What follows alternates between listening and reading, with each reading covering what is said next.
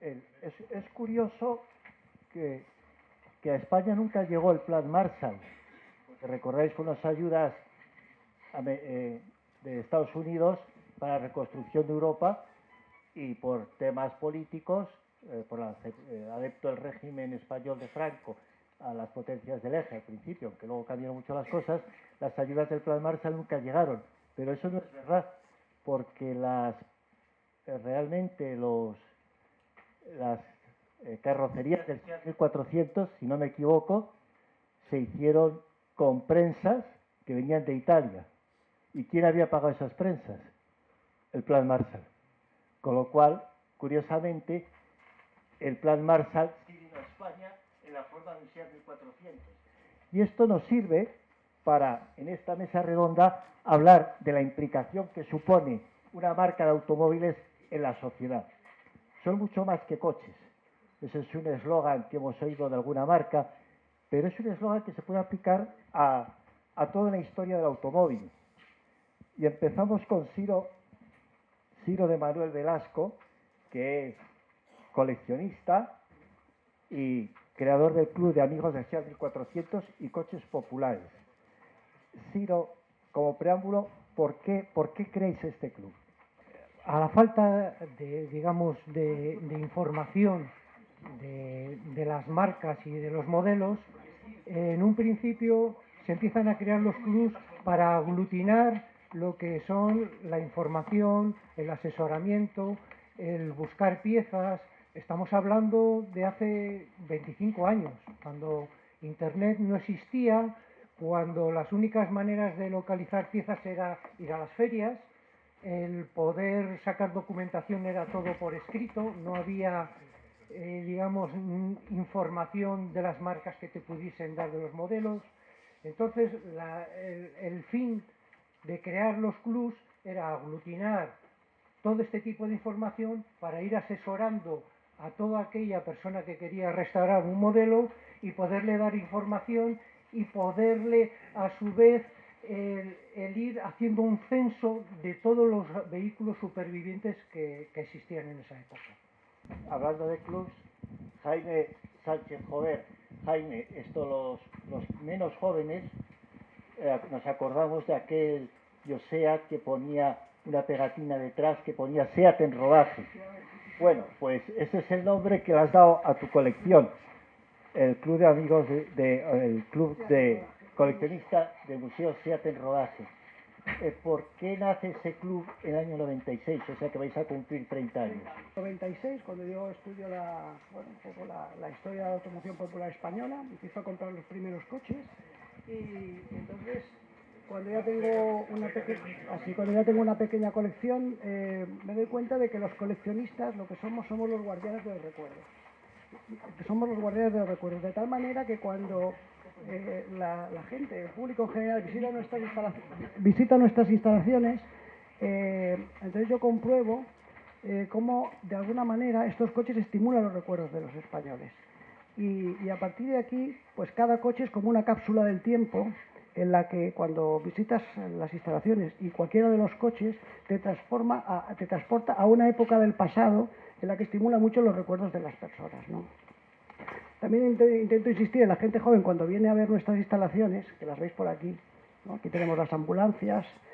Es un museo que está dedicado a la marca SEAT, está compuesto por 40 unidades. Nosotros nos hemos centrado en coches generalistas, de los que hay de todo tipo y condición, y también en coches especiales. Como decía Pablo antes, tenemos una colección separada de 8 SEAT 1400 con diferentes carrocerías entre sí, 9 coches sobre el bastidor de 1400, diferentes carrocerías, vehículos especiales, sobre todo las ambulancias, 2 taxis Barcelona y Madrid y 2 vehículos de asistencia en carretera, como podéis ir viendo por aquí.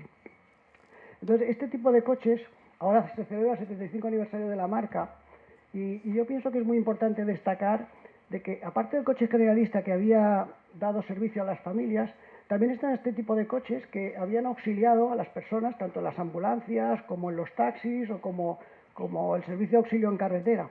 Estos también han sido muy importantes en la época de la marca y no solo para los coches generalistas que eran los que compraba la gente. Por otro lado, también, no sé si aparecerá por aquí, me gusta indicarle a la gente joven, no se ve aquí, igual está más arriba, la importancia del SEAT 600 que le tenemos aquí detrás, y es que cuando vienen chicos jóvenes consideran que el SEAT 600 es un coche muy sencillo y que efectivamente está muy alejado de los coches actuales. Entonces yo me permito explicarles, que aquí no sé si saldrá alguna fotografía, que en uno de los Vespinos, como los que tenéis aquí en la puerta vosotros, pues que imaginen darse una vuelta en este Vespino un día de frío, por ejemplo, no hace falta que llueva, y que después de pasar 45 minutos en el coche, en la moto, se entren en un SEAT 600. Entonces podrán comparar lo que era tener un coche en el año 1957, en detrimento de lo que ellos piensan que actualmente es un coche antiguo y que lo ven como un poco cacharro y demás. Entonces, nosotros, la colección, pues bueno, estamos abiertos, vienen a vernos clubs, vienen a abrirnos días de puertas abiertas, público en general, y desde luego los coches que de alguna manera más estimulan son todos estos que os he dicho, ¿no?, que vienen del origen comercial, ¿no?, como la Seat Formichetta, que ha salido por aquí también, y que hoy en día prácticamente están destruidos. La conservación, esto ya es el museo en miniatura que tenemos arriba, igual sale el Vespino por aquí. Los coches generalistas son más fáciles de conservar porque se han hecho muchas unidades, pero los coches comerciales, de los que tenemos 9 unidades, estos son muy difíciles porque nadie en su sano juicio guarda hoy en día una ambulancia durante 70 años para ver qué pasará el día de mañana con ella, ¿no? Sí, en efecto.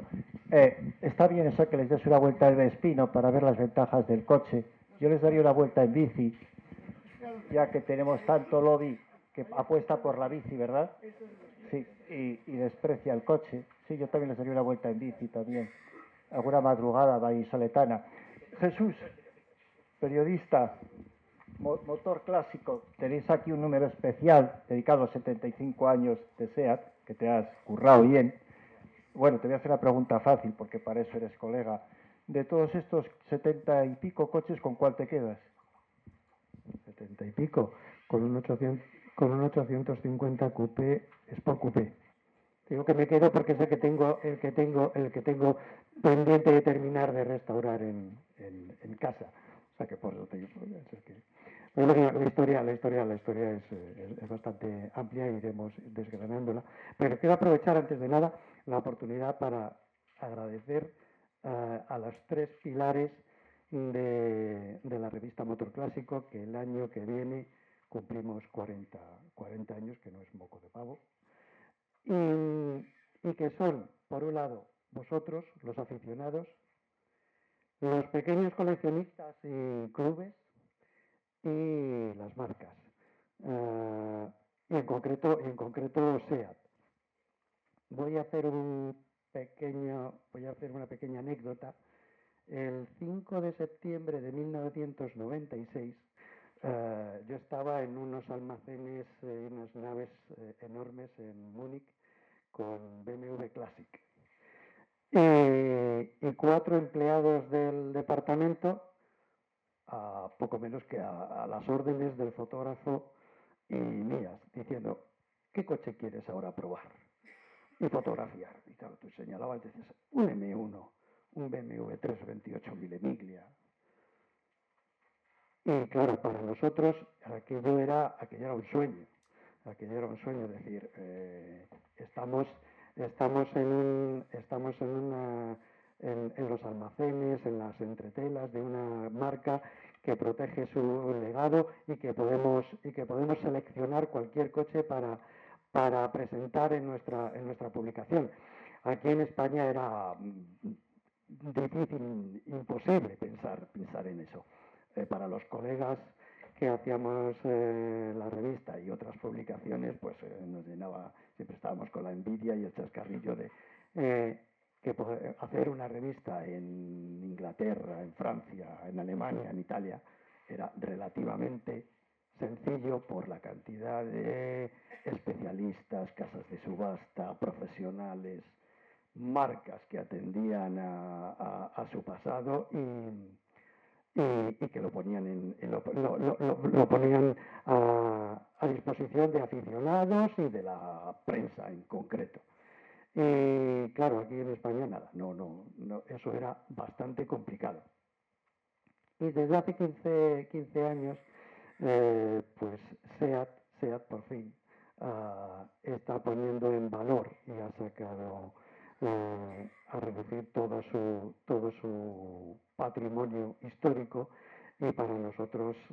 pues imagínate, eso que hace 30 años vivíamos como un sueño, ahora lo tenemos a disposición. Es decir, pues, que llamo a mi amigo Isidre y le digo, tenemos que sacar el Málaga, que cumple 40 años. Y dice, no te preocupes, que en una semana lo vas a tener a tu disposición.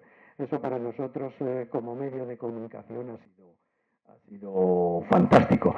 Y sobre todo, y vuelvo a insistir, en los particulares que hacéis el esfuerzo de recuperar, de conservar y de dejarnos perder un día de vuestro tiempo para que nosotros podamos hacer nuestra labor. En efecto, bueno, hablas en pasado. Hoy día SEAT sí marca esa pauta de poder decir, oye, necesito una foto de este coche, necesito esta documentación, estos datos. A otras marcas, desgraciadamente, les llamas y te dicen, bueno, hace años te decían el chico este, ahora me dicen este tío, ya por los años ya van cambiando la calificación, pero te siguen diciendo lo mismo. Es que eso es muy raro, es que eso no lo tenemos. Cuando los clubs, aparte de coleccionar coches, de buscar coches, en este caso, Jaime, especiales, en este caso muy centrados en SEAT 1400, ¿qué papel jugáis los clubs a nivel de que un aficionado, alguien que está restaurando, quiera hacer su trabajo? ¿Aportáis documentación? ¿Creéis que hay mucho por hacer? Cuéntanos, Jaime. Aportamos documentación, aportamos el ánimo también, porque en ocasiones también la restauración de un coche, y sobre todo si son coches generalistas, en ocasiones puede superar el valor de compra. Entonces lo que hacemos es animar un poquito también al aficionado. Otra de las cosas importantes también es el encontrar el tipo de recambio. O sea, la documentación es muy importante, pero al final la puedes fotocopiar de una forma fácil y enviar de una forma fácil, pero tener después un catálogo de recambios o una serie de especialistas que estén dedicados al mundo del recambio de coche clásico es la clave para restaurar un coche, y nosotros lo facilitamos esto. Ciro, cuando hablamos de tu club, el SEAT 1400 y coches populares, en España, que estamos muy mal acostumbrados, que poca cultura automóvil en general, está mal decir esto aquí porque esta es una sala donde sí hay cultura y hay afición y hay pasión por el automóvil, y mucha gente de que lo está aquí se sacrifica por ofrecernos ya no ese coche, sino ya esa parte de nuestra memoria histórica, de nuestra verdadera memoria histórica y de nuestra verdadera memoria social. Cuando se habla de coches populares, no hay un poco bueno, esto no es un Triumph Herald, esto no es un MGB, esto es un... Parece como que en las concentraciones hay incluso quien me dice a mí, no, bueno, es que esos coches que están allí, no, para mí no son esos coches que están allí. Cada coche es muy importante, esté donde esté, por todo lo que conlleva. ¿Cómo lo veis vosotros? ¿Habéis notado un cambio de mentalidad? Siempre se ha visto los coches populares como coches viejos. Distinguíamos un poco de los antiguos de los clásicos populares. Esa mentalidad ha cambiado. Hay que pensar que ahora un coche histórico con 30 años puede ser cualquier Mercedes, cualquier BMW, que para nuestra memoria es un coche relativamente moderno y que le vemos como coche actual. Sin embargo, en la época que veíamos los 600 eran coches clásicos, coches populares, coche que había tenido la gente. Pero sí que ha cambiado la percepción, y yo creo que ahora, como cualquier aficionado de los que estamos aquí, valoramos tanto un coche antiguo de los años 20 como uno de los años 40, como uno de los años 60, o incluso un Mercedes que tenga 25 años. Pero podéis intervenir, pero para poder valorar hay una cosa clave. Ha habido una evolución de... Nos encontramos a veces en las concentraciones 600 maravillosos, por estar centrados en la marca SEAT, que celebraron su 75 aniversario, y otros que, por decir, han sido tratados de forma bastante desgraciada. Es decir, tuneados, porque no es lo mismo un 600 Conti o un 600 Abarth, que responde a una preparación de la época, que ciertos atentados. Jesús, ¿cómo ves? ¿Crees que lo que hablabas, por ejemplo, SEAT históricos juega también un papel en dar esta cultura de ir hacia los orígenes y ir hacia el respeto del coche y evitar estos adefesios? Yo creo que sí, mucho, y además lo estamos viendo y lo estamos palpando. A través de la revista, que yo creo que al final tanto cualquier publicación o un libro, pues los aficionados se fijan en lo que publicamos y lo toma como modelo. Ojo, y aquí quiero descargarme un poquito, porque es cierto que podréis ver coches que digan: esas llantas no son las originales, ese retrovisor. Hemos tenido muchas discusiones. En su momento se hacían también ese tipo de modificaciones y transformaciones. Pero sí que hemos visto una evolución muy positiva en la afición en general, a la hora de restaurar y conservar los coches.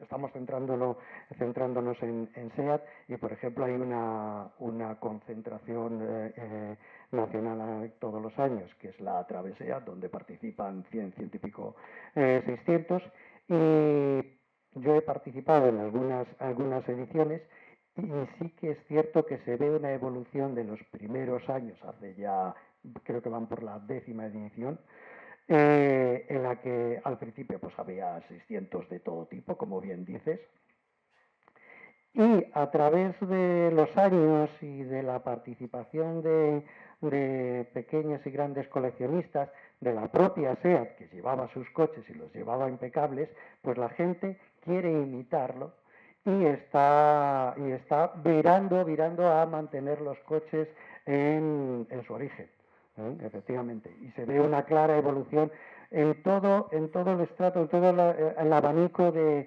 coches, desde los más antiguos. Hablabas de los coches populares. Pues yo pongo la comparación, vuelvo a la revista. La revista ha tenido distintas etapas, donde se ve un poco la evolución que ha tenido esta afición, porque al final nosotros lo que sacamos es somos un escaparate de lo que la afición, por donde van los tiros. Una primera época en la que las portadas las protagonizaban nada más que coches antiguos de los años 20, años 30, y poco a poco el coche popular y el 850, los R8, por ponerte un ejemplo.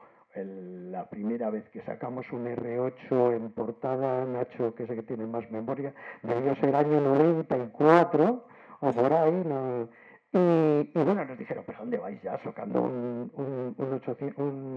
Renault 8 en portada, si poco menos que los veías todavía circulando? Y bueno, pues para que veas como ahora ya es un objeto de culto, y por ahí van los tiros muy positivamente. Sí, nosotros asesoramos en las restauraciones y te van pidiendo la originalidad. Dime qué tapicería tenía, qué tapacubos tenía en tal año, porque le han puesto los que fuesen del 1500 a un 1400, había muchas transformaciones y muchas modificaciones, y se intenta ir sobre todo a lo original. En principio porque el mercado luego de venta de estos vehículos, cuanto más original esté, más valor tiene que cualquier modelo transformado. Pero sí, asesoramos. De todos esos coches que has ido coleccionando, ¿cuál es el que más aprecias y cuál es uno que buscas y que todavía no has encontrado? Le voy a contestar. El coche que más aprecio, y yo creo que es bastante generalizado, es el SEAT 1400 A, carrozado por Pedro Serra, que ha sacado una fotografía antes, Pablo. Es un descapotable biplaza, porque al final en el mundo del coleccionismo de automóviles a nivel mundial, yo creo que los descapotables biplazas son los coches que de alguna manera más aguantan el tiempo, porque son difíciles de destruir. Y además este es mi coche preferido por varios motivos. Tuve la ocasión de participar con Pedro Serra, y una de las cosas que le pregunté es que cómo los dibujaba, porque realmente dibujos de este coche no hay. Y me dijo que él se sentaba con una banqueta delante del carrocero, y él iba indicando cómo picar el coche, y así iba esculpiendo el coche. Entonces, más que un coche, si me lo permite, Santiago, para mí y probablemente para muchos de vosotros, es una escultura.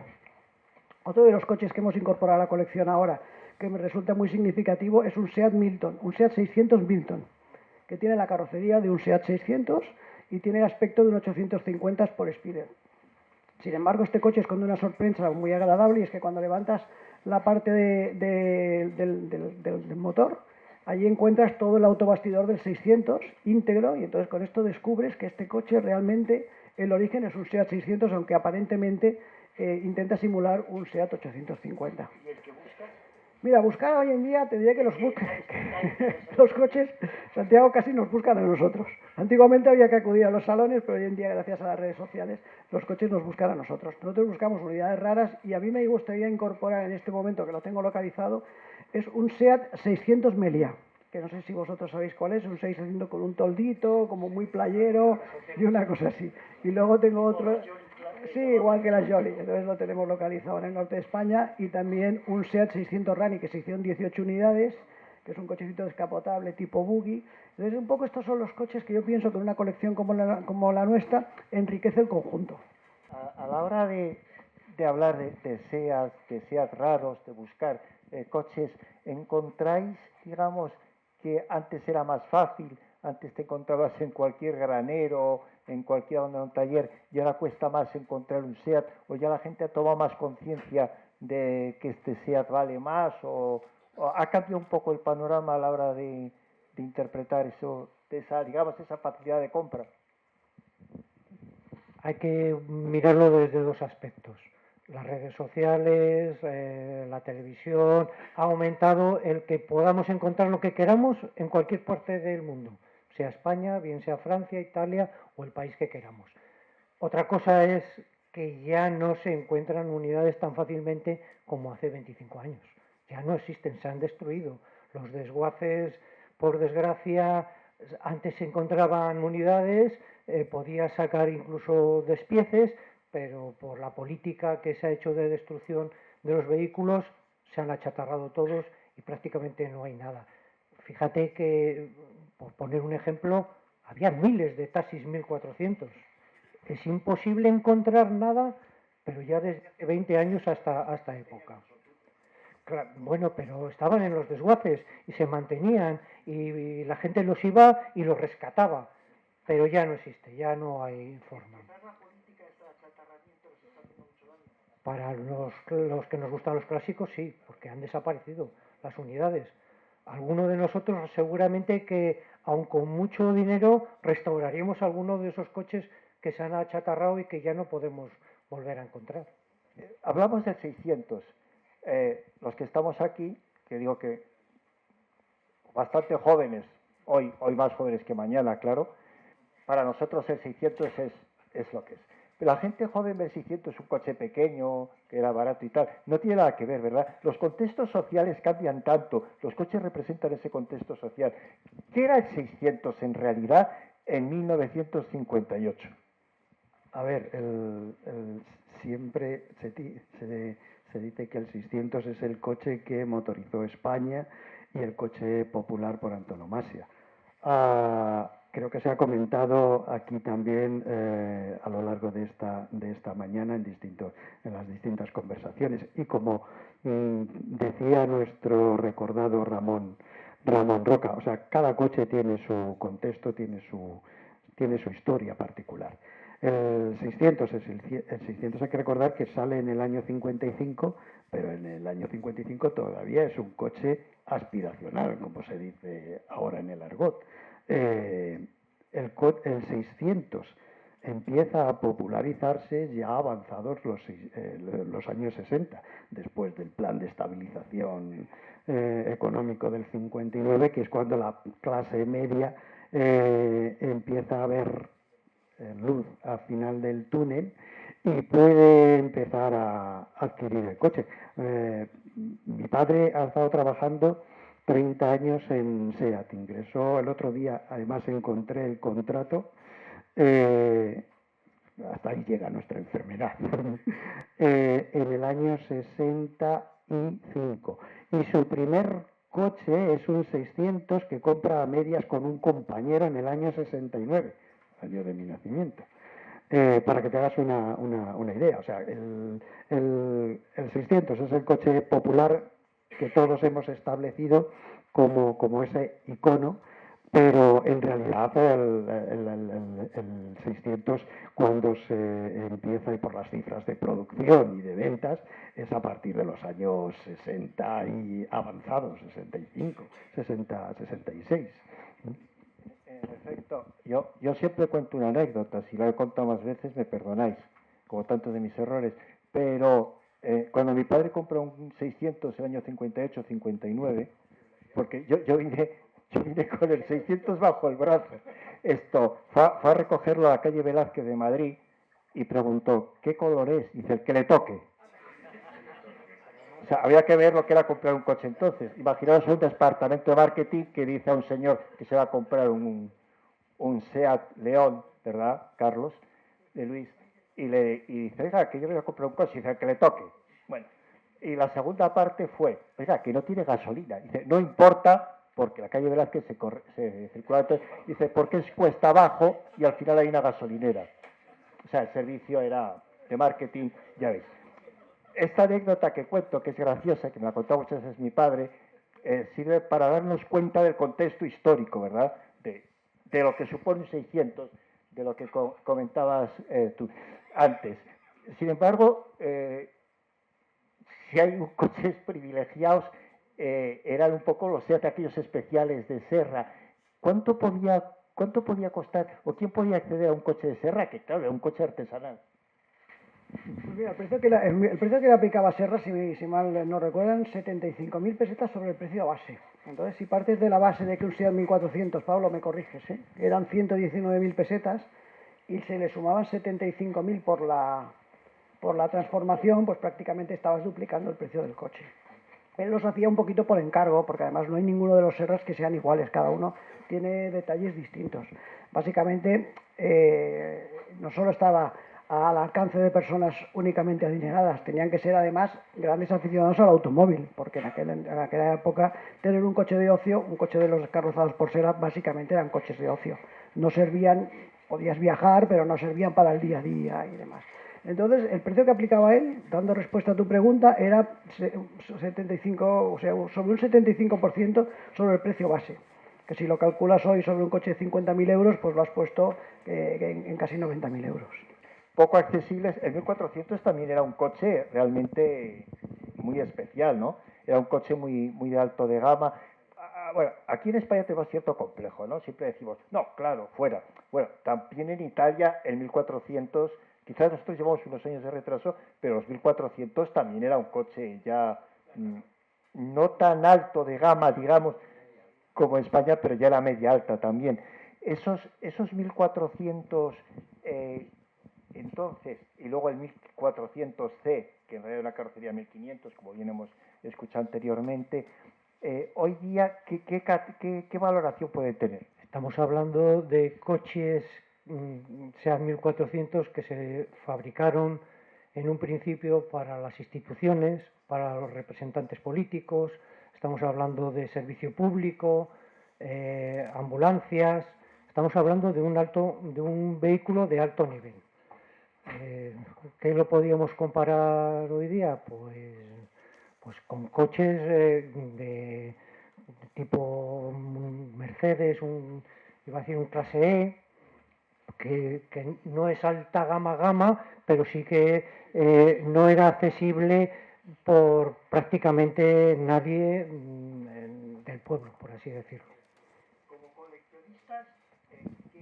Como coleccionistas, ¿qué conveniente o qué sueño tendríais de decir, si existiera este marco o estas facilidades o algo, ¿de qué me serviría? O sea, ¿qué me ayudaría a mí como coleccionista, Jaime? Nosotros como coleccionistas lo que buscamos ahora, no sé si te sirve o no, siempre son los coches en estado original. Entonces el marco que utilizamos nosotros, como habéis apuntado vosotros, es coches estrictamente en estado original.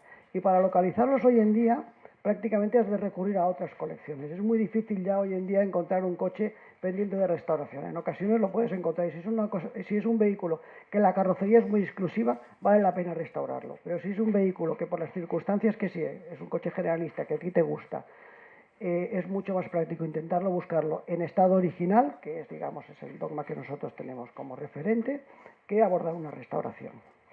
Nosotros cuando nos consultan en el club habitualmente aconsejamos los vehículos en mejores condiciones.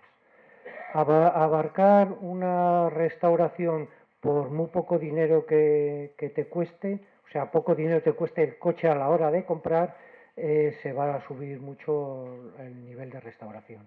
Como dice Jaime, se valora hoy día más un coche que esté conservado, no vamos a decir impecable, vamos a decir conservado, que un coche que haya estado guardado 25 años, está medio podrido, pero vamos, que prácticamente te le regalen, eso es un caramelo envenenado.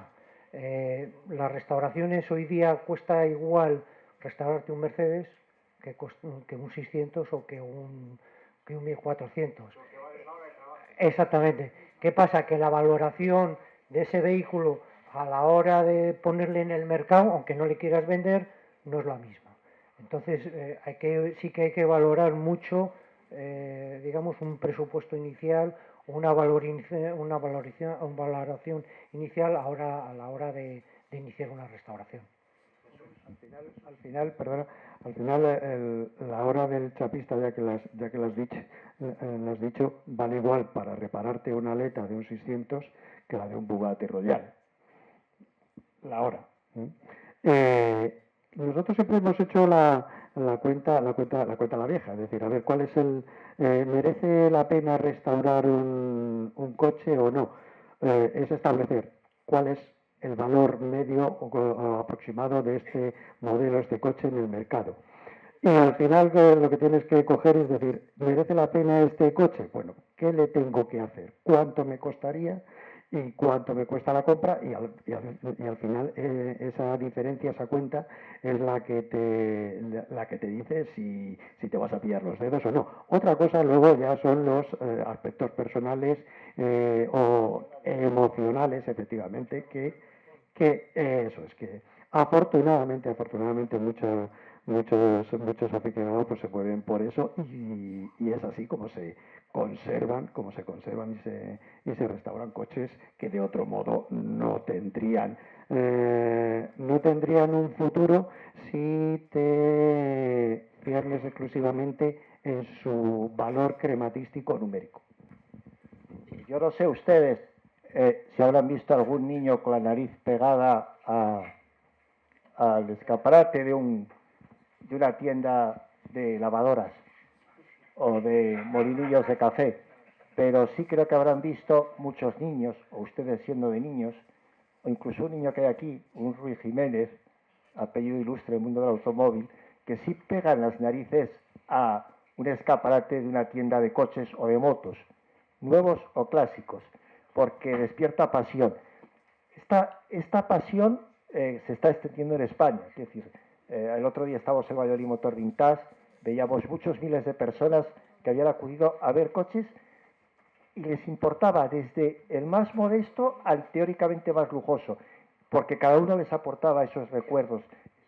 Pero a nivel de mercado, Jesús, tú en tu revista tienes publicidad de clásicos, ves una evolución, bueno, no tienes la que querrías tener, te gustaría más, por supuesto, rompe una lanza. En Inglaterra o en Francia ves revistas en los kioscos de papel que dicen, no, en España es que el papel está muerto. No, el papel no está muerto. Lo que pasa es que en España se lee poco. Sí, y se lee poco o no se lee. Eso seamos sinceros. Hay muchas revistas, ves fuera que hay afición, que tal. Tú eres una especie de la aldea gala. Sí. O sea, es como el Asterix de los clásicos. Pero en tu revista, ¿ves evolución en el tema de mercado de clásicos? ¿Cómo está evolucionando este tema? Hombre, yo creo que está evolucionando mucho, muy rápido y creo que bien. Otra cosa es que le pongamos número y porcentajes y queramos más. La